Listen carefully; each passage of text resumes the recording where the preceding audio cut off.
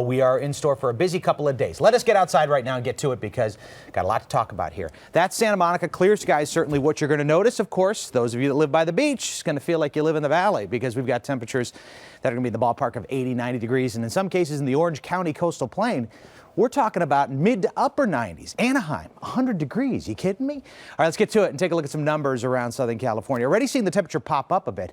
I've got 84 right now in Anaheim, 89 in LA, 86 in Pasadena, 69 degrees in Lancaster. As we scoot down and get a look at some of the headlines here.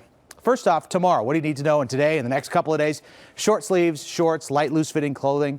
But keep in mind, we have a high UV rating. It's up at about 9 or 10, which means you got to be careful. Put on that sunscreen because you can get burned very quickly, about 12 to 15 minutes before doing some real damage. Dry, gusty conditions. So we see right now 93 degrees.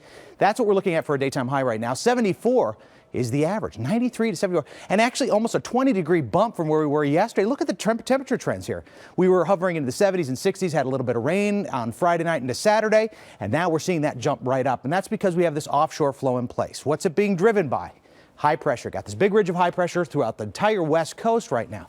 As it bubbles up, we see the wind circulating clockwise around that high, giving us that northeasterly wind, and that's going to block all of the systems and keep us dry through the middle of this week, all the way into as we make our way into Friday, really. So what happens is the winds come up over the mountains, and as they descend down the mountain into the valleys and the basin, we see that air compress. It's the same kind of thing as when you put air into a tire and you feel the side of the tire and it feels warm. That's exactly the same thing that's happening. It's windy, it's dry.